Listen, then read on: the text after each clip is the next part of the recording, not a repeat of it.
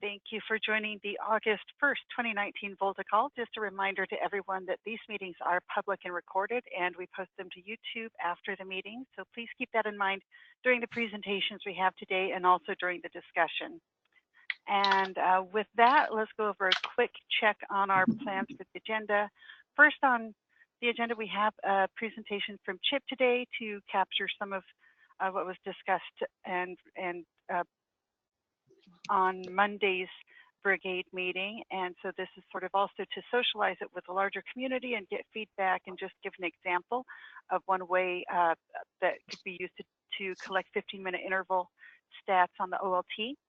And then the feedback from this meeting will be fed into then the brigade call on Monday that Scott leads. And then after that, we do have some sprint planning to do for Sprint 5. And then let me see if Amit has joined the bridge. I don't see him yet. Over email, he did send out a proposal for handling device states during OLT disable and re-enable. I know we do want that targeted for discussion on one of the TST calls. I don't know if today works or not. So I put it as a tentative topic just in case that was agreeable to folks. So it is out there for review on Volta Discussed. Comments have been requested as well. And I know we've had some coming in, so please feel free to give feedback over Volta Discussed to Amit.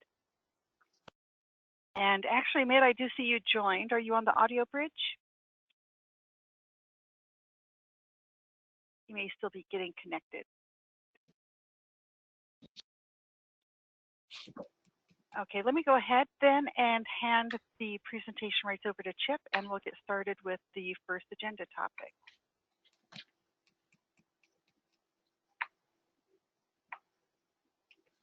All right, Chip, you should have presentation rights in a moment.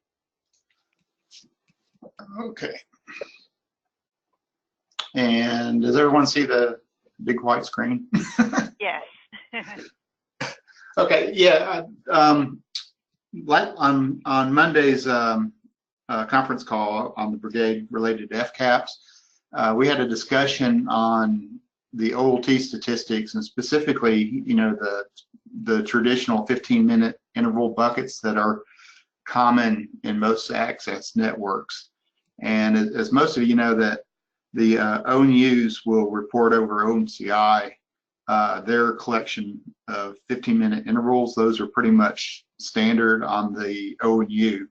However, as we disaggregate the OLT, there's some discussion on whether it should present 15-minute intervals for the NNI and the PON ports, or should that be collected and summed up just from running counters that are provided in reports, collected up and aggregated by a higher level entity. So I discussed what I had done in the Tibet adapter, and similar to what is done in the Atran adapter that I had worked on. And I just wanted to use this as a point of discussion and sort of have written down what I was talking about last Monday and socialize it with this group so that we can take some action items and go forward in the brigade meeting next Monday and see what we want to do. So the question is what are the possible ways to collect a 15-minute bucket, or actually a different size interval, 1-minute buckets or 5-minute buckets. And this is basically what I have available on the Tibet adapter. So let's see, I think that actually went to the very last slide. Okay, so in the Volta 1.x extension library for KPI, which is also part of the PyVolta, there's a adapter PM metrics class that provides some basic KPI reporting, and within that there are already some predefined NNI and PON port statistic groups, and of course there's other ones for GEM port stats and such, but we're mainly sort of focusing on the NNI and PON ports as part of this discussion. And within that there's a format that of course provides the title and the name of the group of statistics, such as NNI stats, device information, the So there's some correlation of those stats.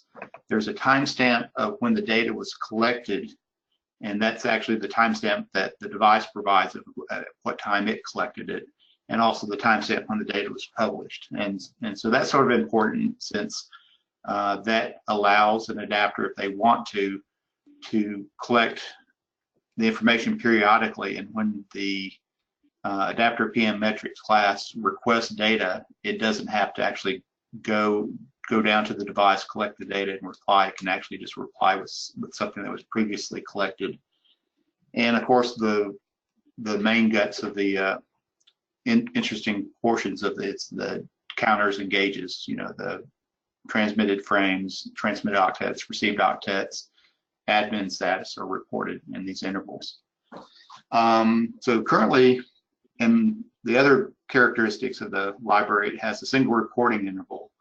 So it pretty much reports at a fixed period. I believe the default might be once every 15 seconds or so. It queries the device when the timer expires, sends out the report, and then reschedules itself to run again in 15 seconds. The reporting groups can be disabled and enabled, and typically when you disable a group, that will disable all the instances in that group. So if you have 4 NNI ports, currently library only supports disabling all NNI reporting, not individual ones. So that's obviously something that would be nice to fix in a future version if this is used. And then the device adapter, as I mentioned, was responsible for collecting the data from the physical device. So are there any, and at any time, please interrupt me if there's any questions. Whoops. Let's see, I have a slide, should be a, actually, I think I missed I did have a slide on how the Tibbet adapter, okay, for some reason I hit some key, made it not show correctly. So in the Tibbet device adapter, each of the ports that I have, the NNI and the PON port, there's a separate async task that runs approximately every 5 seconds, and it's used to collect information from the OLT. And I actually have it as part of our OLT heartbeat mechanism, since the heartbeat is responsible for going out to detect whether there's connectivity to the device. So if I've got to get something, I might as well get something worthwhile. Then in the device adapters, these counters accumulate. So on our physical device, each read actually goes down and does it snapshots the registers and it clears those, and the firmware actually accumulates those values. So we pretty much have 64-bit counters, and with the polling, we pretty much, in Python, we have pretty much infinite precision on the counters. So those continuously accumulate. And then I also have a bucket interval parameter that has a minimum resolution of 1 minute, which is set at 15. So I guess if you notice, I basically go through, and as each async task runs, it schedules itself. It runs once every 5 seconds, and it reschedules itself for 5 seconds in the future, plus or minus a slight skew. And I mainly try to provide a skew so that I don't have timers all firing at the same time, since in Twisted, the actual reactor presents itself as a blocking point. So if you have, eventually, as you get many counter timers running in the system, you have a tendency for them all to coalesce on a single point in time. So I actually skew this period slightly.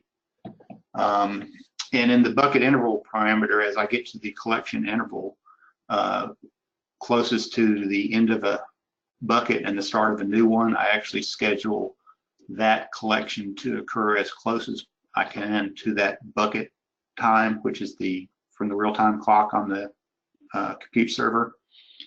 and it, just so that that one timestamp would be, and capture would be as close as possible to that boundary. And also in the adapter, I don't do any kind of special collection of buckets, so I don't necessarily take that bucket and the previous bucket and form any data. I just report it as a normal event. So are there any questions on some of the things that I did on these lines?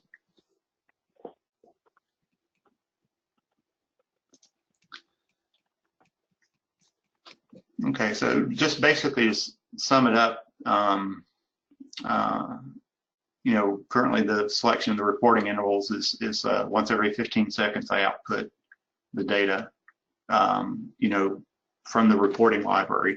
And that's mainly just so that as if you had Grafana up or if you're monitoring the Kafka cat, you could actually see information periodically, and it, you could actually, get it almost a near real time. And it also helps with if you had Grafana running to make a demo, you could actually see the data rates on the NNI or the PON ports increase based on load. In the library, this interval can be changed so that you can change the library's reporting interval, but I doubt that probably anyone really has ever changed it. So, I doubt most people have tested even that part of the CLI. And then, of course, the selection of the 5 seconds plus skew, I've already talked a little bit about, because I want it low enough so that if we lowered the library's reporting interval, I'd at least have new data on most any capture. And the overhead for each of these requests is less than 2K for the transmit and receive data, to our adapter, just because of our in-band overhead. And as I mentioned, the skew was provided so that we don't have timers starting to coalesce on common boundaries. So Chip, one question. You're reporting both this 15-second interval and you're reporting the 15-minute buckets?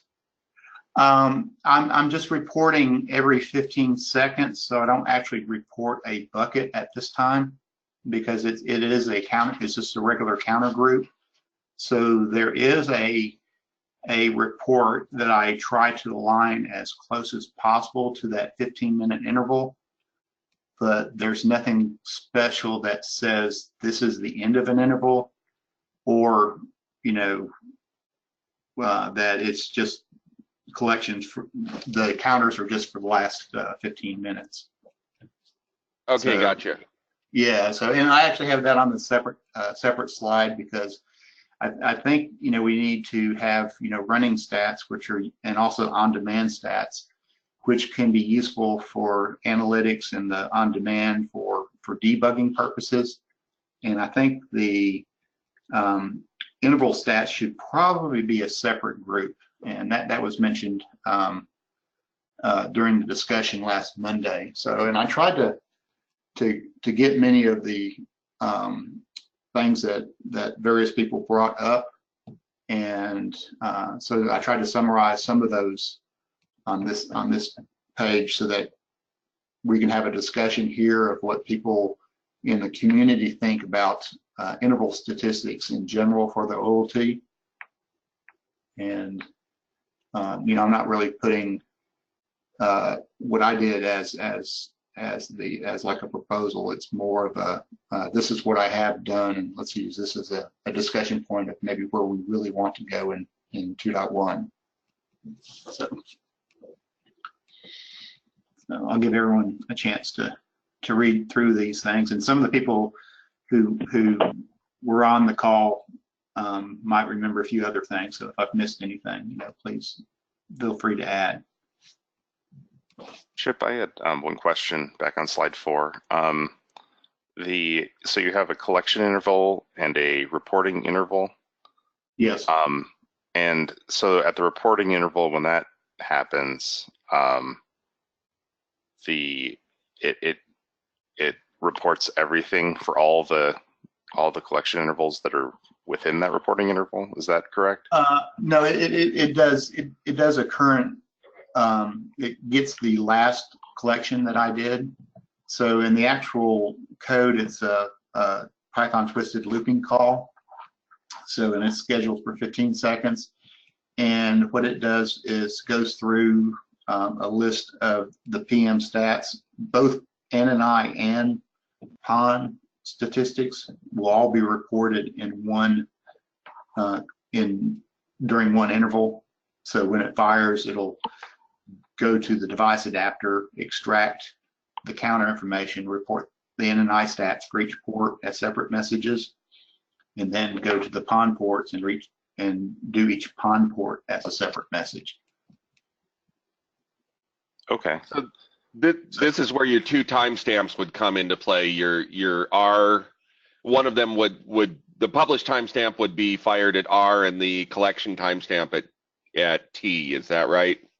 Yeah, and that's correct. And that was mainly because, you know, with an async environment and the fact that we do have to traverse some kind of management network to collect that data.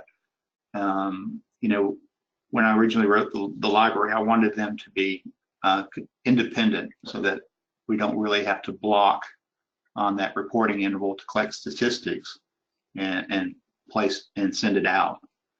But I wanted, you know, I did want to do the time it was collected timestamp so that anything collecting it, you know, when you get 2 to 5 or 10 seconds differences between when it was reported and collected, that might be important. I wanted.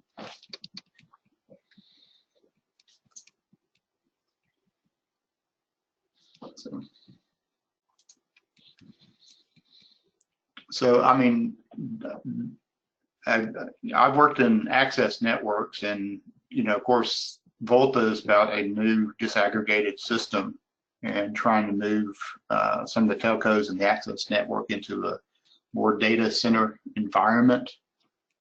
But one of the considerations I think we have to have is that at the various carriers, the operations groups are the ones who pretty much control whether something gets filtered or not.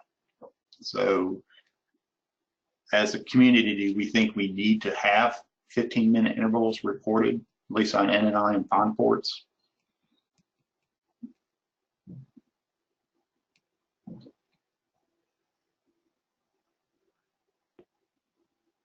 So, I guess the question is, you know, at least from my perspective, that I'm not disagreeing that operators want 15-minute intervals. I guess my question has always been, where is the data correlated and managed? And in the SDN type of environment, where you're kind of trying to off-box a lot of the logic in some sense, I always felt, still do, that, you know, let the devices spew data and let the data analysis places deal with putting that data in proper buckets or massaging it however any given deployment wants it. So it's not an issue of does a carrier or not a carrier want 15-minute intervals. It's just kind of where the data is managed. yeah, and I think that's sort of what I took on my approach. I wanted to basically just spew the counters at a periodic rate, with a little bit of idea that it'd be nice as the wall clock hit a fixed boundary, try to make that report as close as possible. So it really depends on, do we do the work on a device adapter to bunch up data, or does somebody up above SIBA sit down and try to figure out how to parse this out? Yeah, I agree, and I think, and I'm all for pushing it off to somebody else and getting this out the door. So yeah, if we say that the adapter is going to do it, it just means every adapter is going to have to write sort of the logic that you've written here or talked about here. Yeah. And I I don't think we can make it a generic solution that, hey, every adapter can use the same code. Yeah, I agree, and I'm happy either way because my work is already done. I just need to test it on like like change the 15-minute intervals, make sure I didn't break anything. Yep.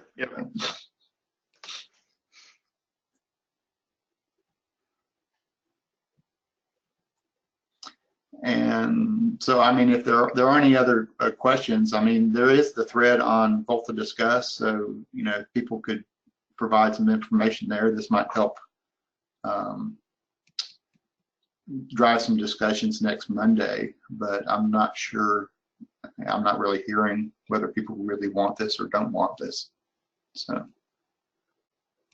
well, I think we still have to get some opinions from some operators.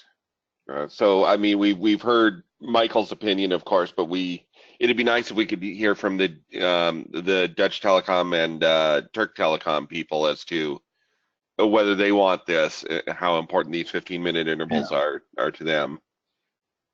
Yeah. Yeah. Again, I think there's a danger in that question because it's not whether 15-minute intervals are important to carriers, right? It's where the 15-minute buckets are created, right? So even if all carriers say, I want 15-minute wall clock buckets, the question still remains from a technical perspective. Is that managed in the adapter, below the adapter, above Volta? So I don't know how we come to that question or solve that question. So I think part of what would drive that is what accuracy they want these buckets to end up at. Chip's solution here, he's taking care to align one of these statistics so that it does line up with the 15-minute boundary. Yes. And if he didn't do that, he would have an error of 5 seconds if he didn't try to align that last collection. So I think maybe the carriers need to tell us what level of accuracy do they need to be able to attain this bucketed data. Is it 1 second, 5 seconds? Is it a fraction of a second? And that would drive what we have to do at the device level. And we do have a bit of a issue today on getting feedback. I know both of our co-product owners are on vacation, so they're not attending the call today.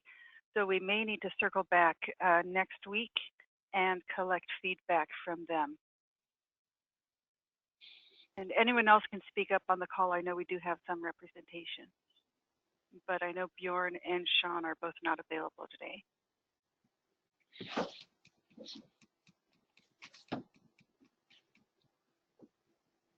Again, I think it's important to keep in mind the distinction between what folks want and how it's done.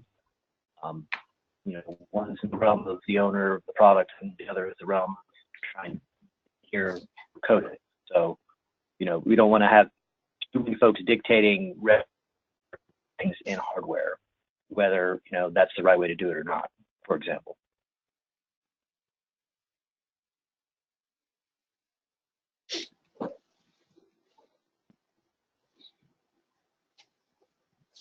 So Chip, thank you for writing the material for discussion day. Do we have any other discussion on this topic today or any other questions for Chip?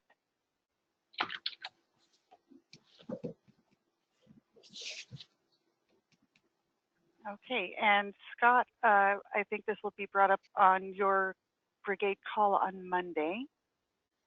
Yeah, we'll make this a discussion item, and thank you from me as well, Chip. This was great getting this in slides so that we can easily share it with people. Okay, yeah, thanks. It helped me to actually write some of it down. So, and if there's any questions, just post them to the discussion we'll have to discuss, and I'll try to answer. Okay, thank you. And I believe I've taken presentation rights back, so hopefully everyone is on the agenda again. Amit, are you on the audio bridge? I believe you are.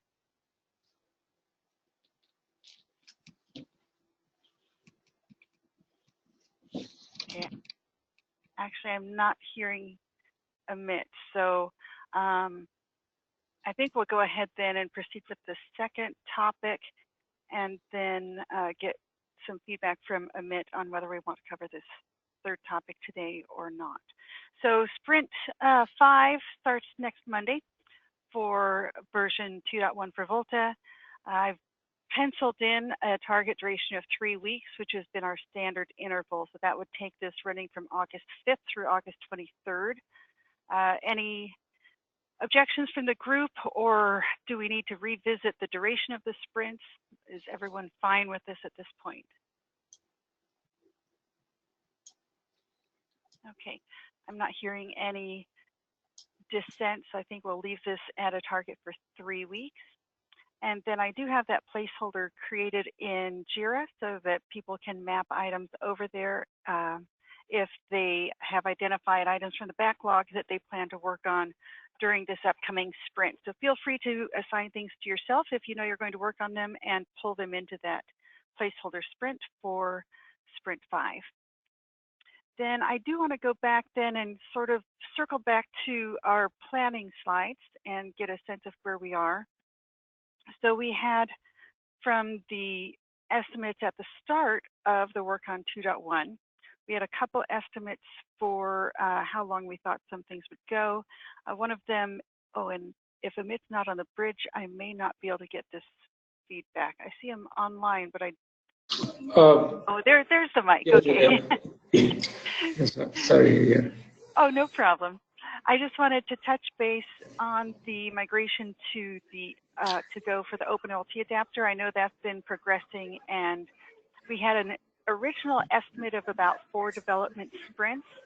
So I wanted to touch base and see how we are on that development work and if we have a revised estimate.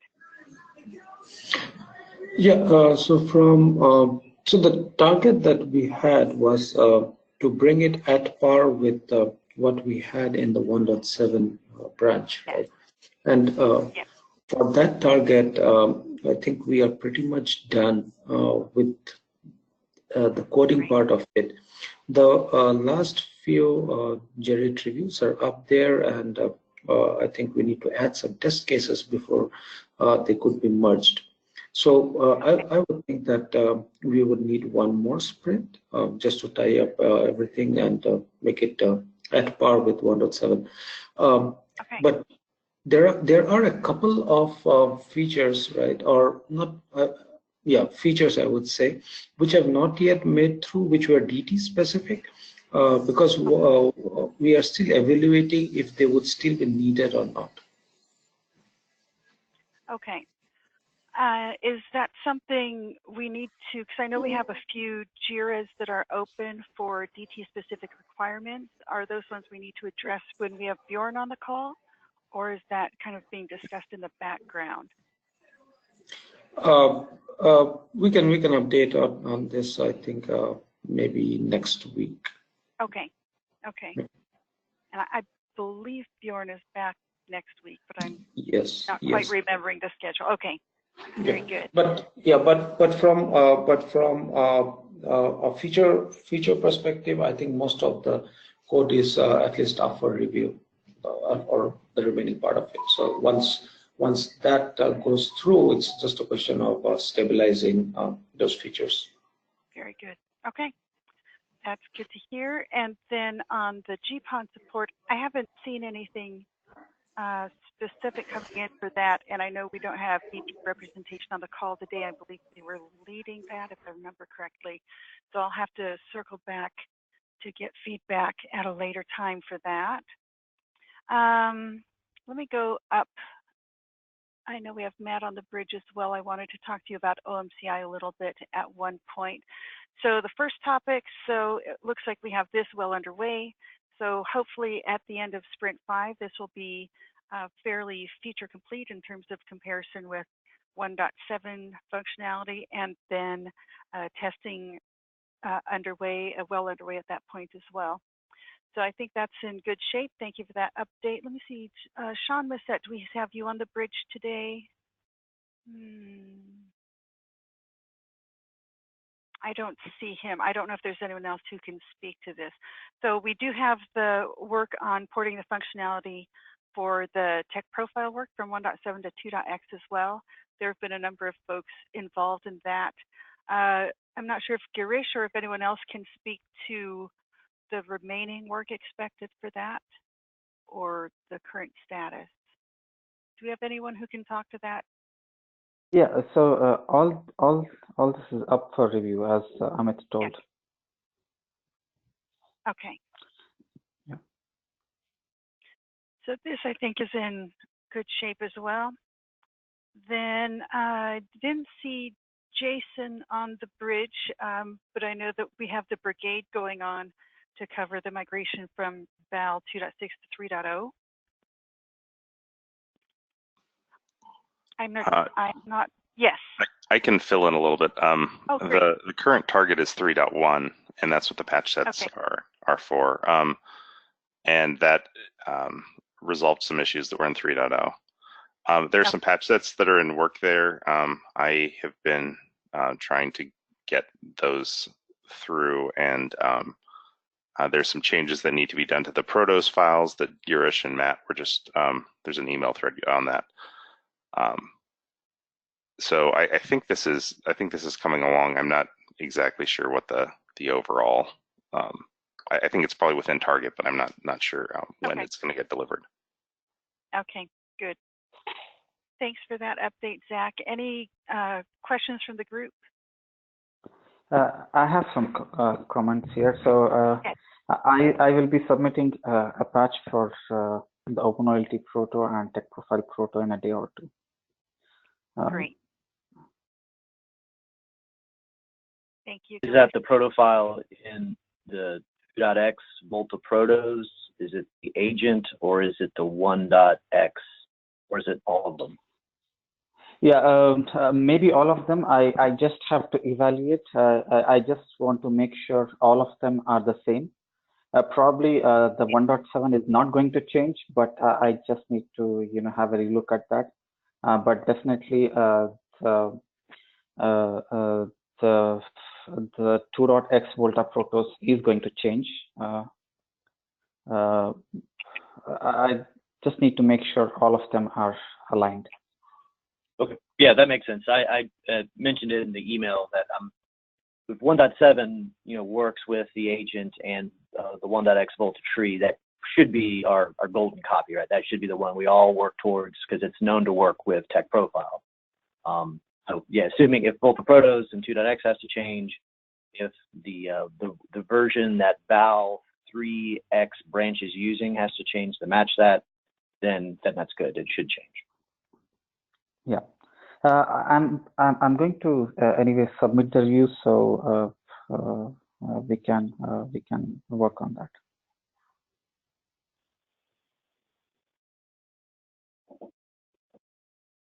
Thank you, Girish. Any other questions? Okay, the next one I may need to take in combo with the multicast one. In a sense, the multicast brigade, I believe, was focused on 1.7. Is that correct? Is that still the correct status?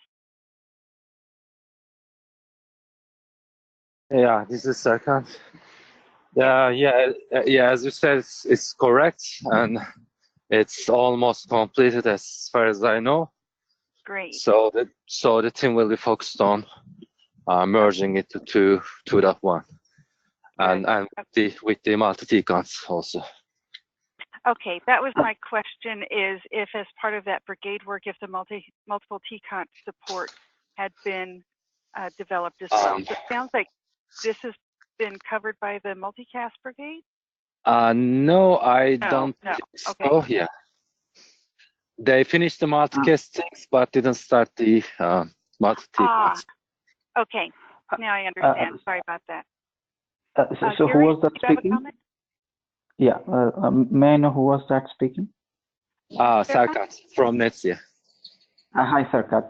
So I had a proposal for multi-T-count. I was just getting it internally reviewed. I might post it to community. I mean, do you already have some design notes or some thoughts on how you want to approach multi-T-count? Yeah, in the multicast document, we have some documentation about the multi-T-count implementation, but it is not so much detailed. For the 2.1, no, we didn't have anything. But for the 1.6, yeah, we have some design and also implementation. Okay. We can discuss together. So you know, Gamze, she will be the main implementer for multi-T-counts.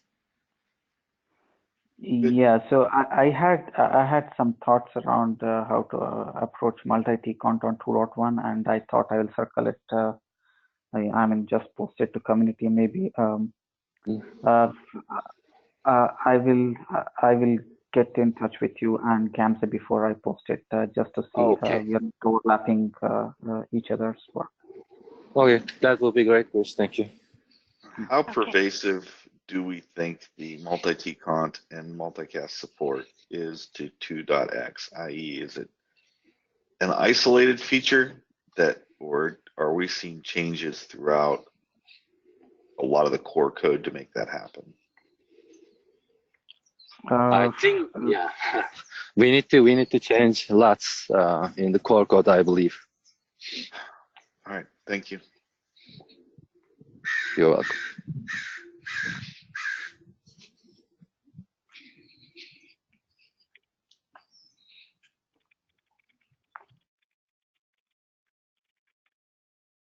Okay, so Serkan and Girish, and I think Gamze's not on the call today. So as you guys are exchanging ideas, if it gets to the point where you have something that you'd like to put forth on one of the TST calls for some review and discussion, let me know when we have something that's at a shape where it could be brought for discussion here. We can always use Volta discuss as well, but I think that back and forth discussion is helpful also. Okay. Any other questions from the larger group then? And Serkan and Girish, thank you for the feedback there. Much appreciated. Is all development on 1.6 now, or the 1.x train considered done?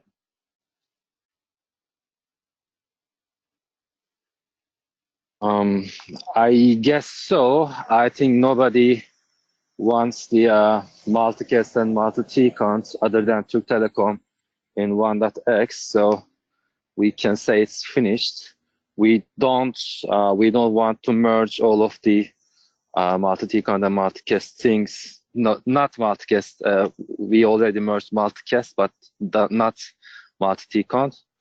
So probably we will not merge the multi-T-count on 1.x because it's too Turkish Telecom specific. It breaks the AT&T workflow, so we can say it's finished. All right, thank you. You're welcome. Okay, and then Serkan, I'm going to come back to you. So I think if I heard you correctly on multicast, the brigade work is almost complete, getting ready to merge that code in, and then we're pretty much done with the 1.7. Everything should be closed off at that point. Then did I also hear that once that is complete, then NETSI is planning to start work on porting that into 2.1? Is that correct? Yeah, it's correct. Okay. Then I don't know. I'm sorry. I don't know the exact time, but it will be soon. Okay. I'm going to remove the at risk then, because at the time we didn't have a clear path forward on it. So we were waiting to see how things went forth with the brigade. So I think that's good news. And then if we need to start spinning up some more discussion on one of the Thursday calls or something related to the IPTV multicast, similar to what we'd be doing with discussion on multiple TCON, please let me know and we can bring that in. if you want to do a recap also of the brigade work from multicast and bring that to the group to kind of outline the plans for 2.1, that might be useful on one of the Thursday calls as well. So just some thoughts there. If you want to, schedule some discussion time, just let me know. Okay. We can also, yes. Yeah, you're welcome. We can also talk with Saurav. Okay. Maybe hear those another plans for that. Okay. Thank you. All right. The next item was the Flightbox OLT device manager with Redfish. I don't know. Do we have anyone from EdgeCore on the bridge? I'm trying to scan quickly. I don't think do we have anyone who can speak to this status today? Okay, let's go ahead and move on then. The alarms and PM work, I kind of lumped that under the FCAPS brigade work that's going on right now, and then I think we'll see some additional work coming into Volta related to that brigade. So I don't have a better status than that at this moment. Is there anyone on the bridge who wants to provide any additional feedback here? And at one point we had this note here that we required further scope definition. I think some of that is taking place as part of the brigade work.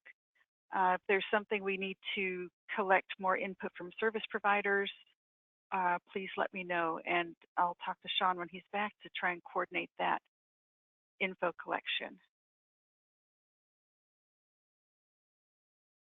Okay, Scott or anyone else, do you have any further?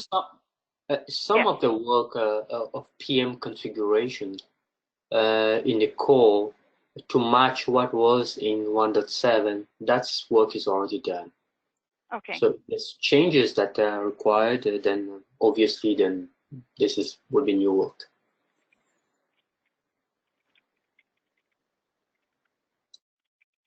Okay, thank you, Ken. For what it's worth, there's also a couple of commits that came in yesterday to Volta in the 2.x branch regarding moving from the alarms syntax naming to events.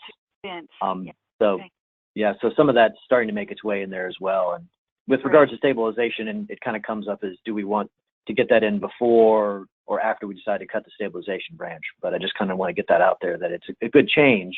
It's just a question of timing. Yeah, okay. Thanks, Matt. Okay, then I think the next item we had was one that was still TBD. I think probably it stays at that point today. Actually, it looks like I need to check in with Dawn on this. So I'll try and remember to do that later.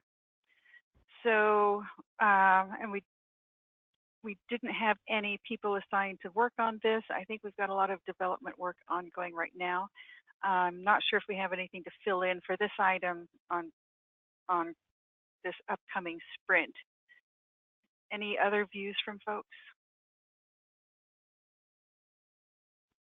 Dawn is on vacation for the next 2 weeks as well.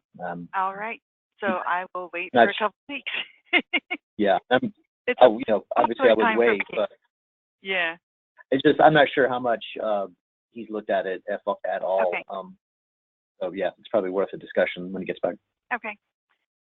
And then on security, I need to circle back with DT, and again, it's vacation time for some of those folks as well.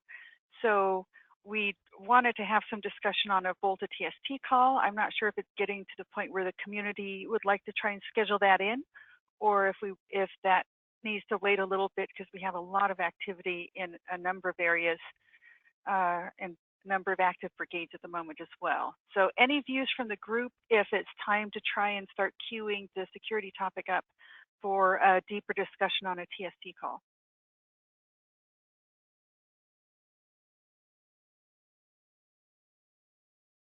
Maybe the conclusion of stabilization should lead into this. Okay, that's a good idea. That's my thoughts, but I mean, it's kind of like once you get it stable and working, then we can go back and audit it.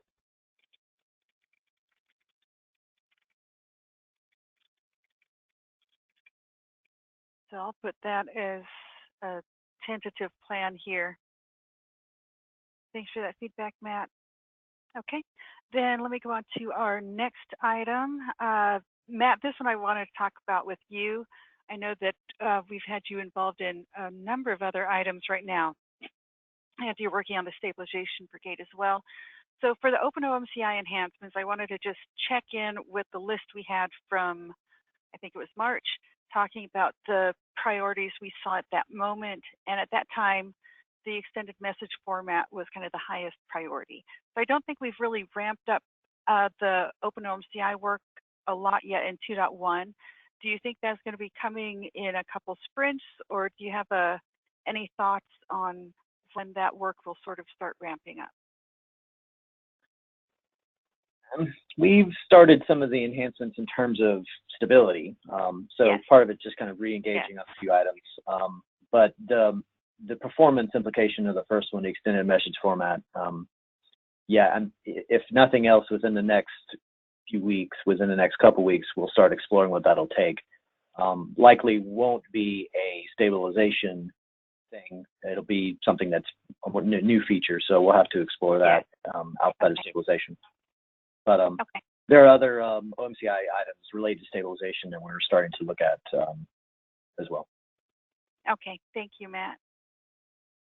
And then I think DT is not on the bridge today, so we will skip over the GPON support item. And I don't believe I saw Keita-san on the bridge, so I think we'll skip over the EPON support. BBSIM enhancements, there may be folks on the bridge who can speak to that. I believe there's still a brigade working on that item. Do we have anyone who's involved in those discussions who could talk to the BBSIM status? I know as part of the Stabilization Brigade, we're contemplating, if not doing, some changes to BBSIM. Okay. Yeah, question on that one.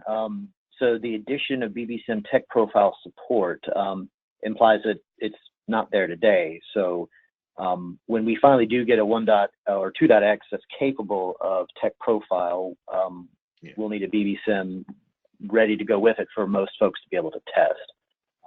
The question I had really is with 1.7 tech profile testing, was BBSIM used, or was hardware the only platform tested tech profiles?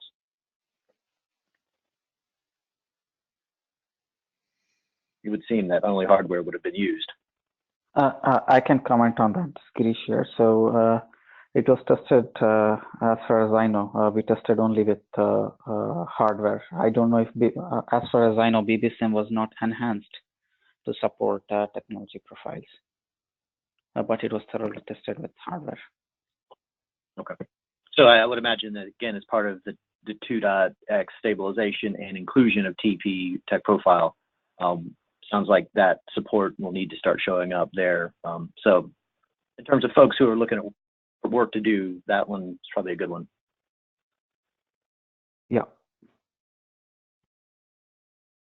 Thanks, Girish. Thanks, Matt. Okay, documentation, that one I think is a community effort. Hopefully as we get further along in the sprint, then we will, in the working on the release, as it gets closer to completion, then we'll do some serious efforts on the documentation, but hopefully people are sort of working on that in the background as well. We did have an update on testing from Northforge for the plans for the enhancements and porting functionality over to 2.x for some of the automation test cases. So we had that presentation recently and a roadmap laid out for that.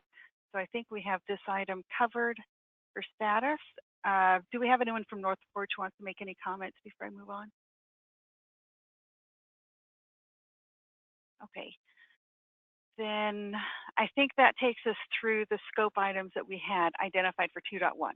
So we have a number of items that are sort of nearing the completion of the development in the next sprint or two, I think, and then hopefully we'll be moving on to incorporate some of these other items as well. So thanks everyone for taking the time to review this with me and to just kind of do a little resync on where we are with the development process, since we're working on a scope-driven release rather than a schedule-driven one.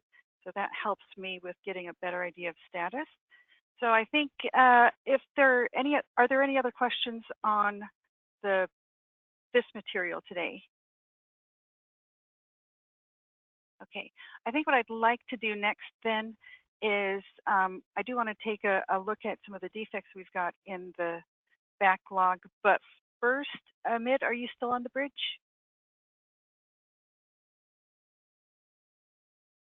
You may be on mute. Yes, Julie, I'm still on. Okay. I wanted to check with you for the proposal that you sent to Volta to discuss for handling the device states during OLT disable re-enable. Did you want to try and discuss that with the group today, or give folks more time to look at it and schedule it for a later time? I wasn't sure what we should do. So if we... Yeah, I had posted it only yesterday, so I think Tuesday might be good. Although it's a very small point, but Tuesday might be a good time to talk on it on the Tuesday. Okay, great, thank you. So let me pencil that in for Tuesday. Okay, and then with that, then let me go back over to our Volta board, and let me see, I've got the backlog view up here. Let me refresh this. Oops, all right, hold on. Need to log in, sorry about that.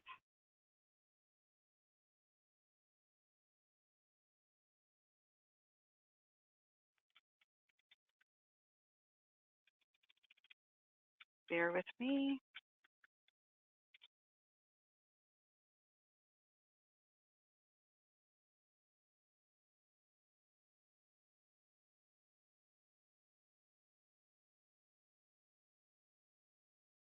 Okay, and hopefully you are seeing the backlog again.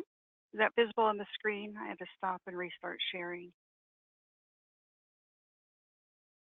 Yeah, we can see it. Great, thank you. Okay, so let me, okay, so we have our placeholder sprint for Sprint 5, which will be kicking off on Monday.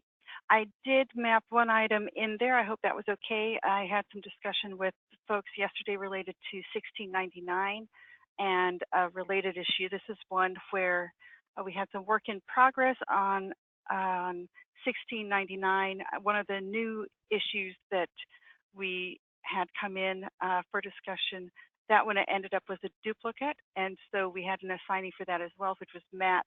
So I wanted to make sure we coordinated that work. It's under development now for 1699, so I went ahead and I mapped it into Sprint 5. That's the only one I've moved in thus far. So in the backlog, we do have at the top our highest priority defects. Hopefully I have everything sorted reasonably here. And I think most of these are probably tagged with the stabilization label. And so I'm kind of expecting, David, correct me if I'm wrong, but I was sort of expecting that as these are being worked through as part of the stabilization discussions, that they would get mapped into the sprint. Do you think that's the easiest way to proceed right now? Right now, basically, I went through and asked other people to go through and just label things that they believe are important to stabilization. The other tag I've asked people to put on was, a label I've asked people to put on was the word feature, so that we could identify those items that need to be completed before we freeze and branch the stabilization code. Okay. Okay. So it's just an organizational feature right now for me. And that's kind of where I'm leaving it. Okay. Then let's see. So let's go ahead then with the group and just quickly take a scan at these items. See if there's anything folks want to call out for specific attention that they think should be bubbled up to be worked in Sprint 5. Otherwise, we'll let people pull things in as they have cycles. So I've highlighted our, yes. 1804, so I think after the last couple of days of discussion, David, do you know if that one was just specifically because of ONOS app configuration or versions of ONOS apps being mismatched? this is where flows aren't being pushed to BBSIM. I think yesterday, a few folks have now started to see flows start at least showing in ONOS being pushed to BBSIM. It's possible it's the TP issue. With the non-TP aware version of the applications, we are seeing flows. Okay. Okay, so yeah, this is really just the understanding the expected behavior now versus when it's feature complete. Yeah, the assumption made when this one was created was, hey, I should see flows. Regardless of that stuff, but I guess we could probably even remove this one at this point, because until we have TP support, it doesn't matter, I guess.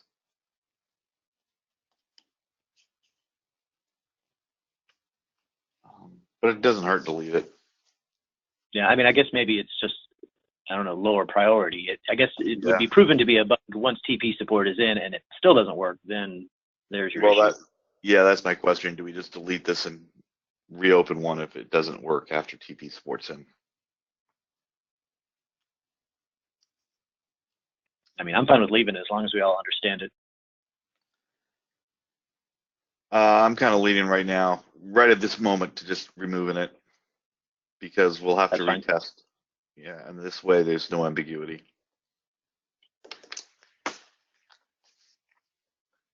Okay, so go ahead and close this one out.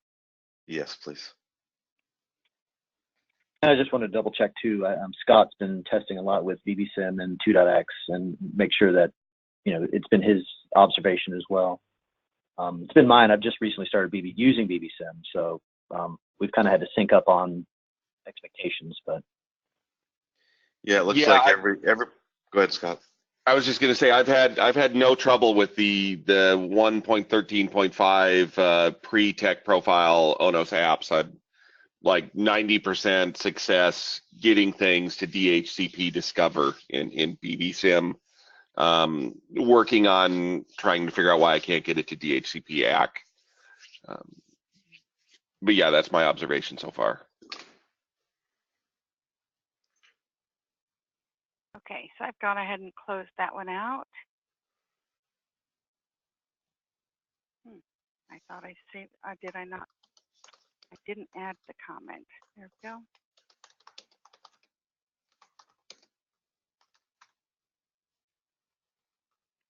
Okay, we navigate back to top of the backlog. So do you think in Sprint 5, David, from your view with what we're working on for the Stabilization Brigade, do you think Sprint 5, we should keep focused on making sure we're feature complete compared to 1.7 so that we don't hold up the Stabilization Brigade work?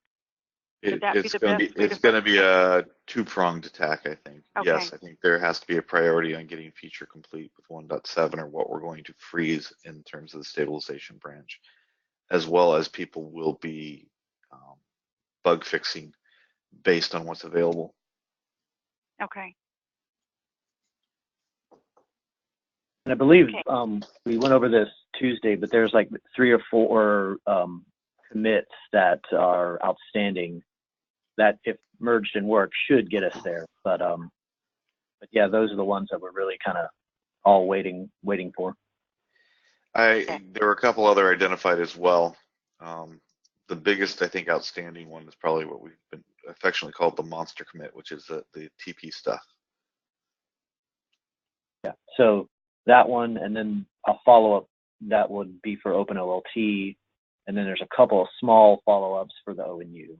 Right, and then as Matt pointed out earlier too, it's going to require some BBSIM work to be able to test it. Yeah.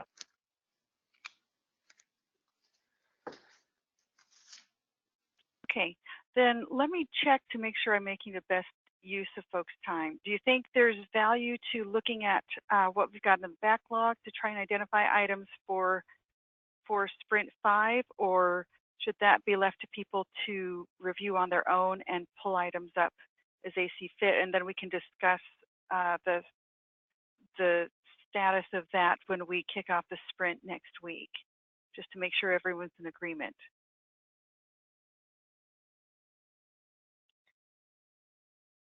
I think generally speaking, any of the ones that are regarding disabling or deleting are probably legitimate, and I don't know how much work has been done to them. Okay. That's work I think that could happen regardless of tech profile. So that's something I know we may start looking at as well, just in terms of disabling, deleting, rebooting ONUs. That really needs to be gone through. Okay. Other than that, there was the one duplicate there, the 1809. That one is the duplicate of the one that's already in Sprint 5, so that takes care of that one. Yeah, I haven't closed the ticket out yet. We can talk about that on this call. I have it flagged. If Matt, if you and David are okay, I'll go ahead and close this one out now. Do you have any concerns about that? No, the other ticket had much better comments and commentary, so I don't have a problem with it. Hey, what's wrong with my comment?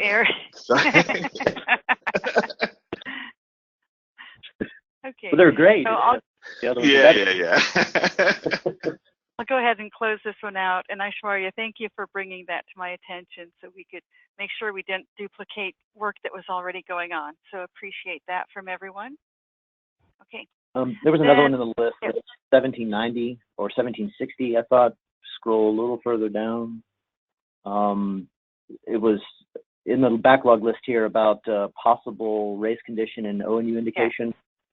I'd like to retest that one. There was a commit that went in for a bug that was somewhat similar in the last couple days. Curious to know if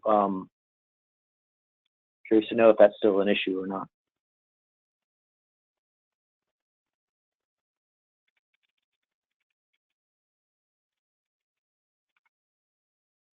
Yeah, it was merged in like last night. But hopefully you should address this.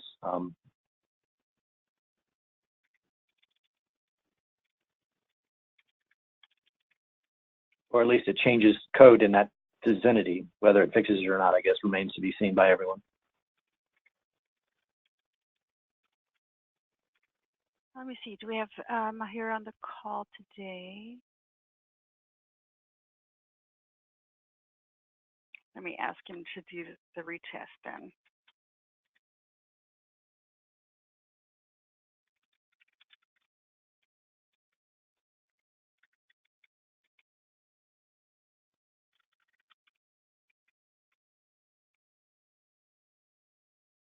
Okay, thanks, Matt.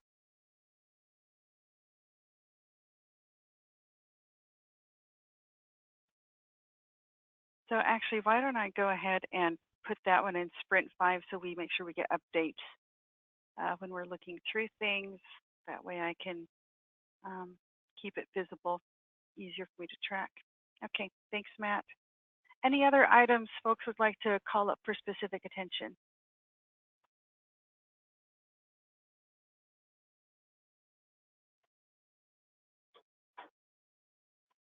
Okay, I think probably then the best thing to do is to let you have a little bit of extra time today. I think as some of the work is wrapping up in other areas, like on the tech profile work and the brigade work on the 1.7, once we start working on porting that into 2.x, I think new JIRAs will be entered, and then that will have items that will get mapped into the active sprint as that work starts up. So I think that probably is our best way to proceed at the moment. So let me just do one more call if there are topics that the group would like to discuss today, since we do have about 25 minutes if people have something for discussion. Any topics to bring up with the group?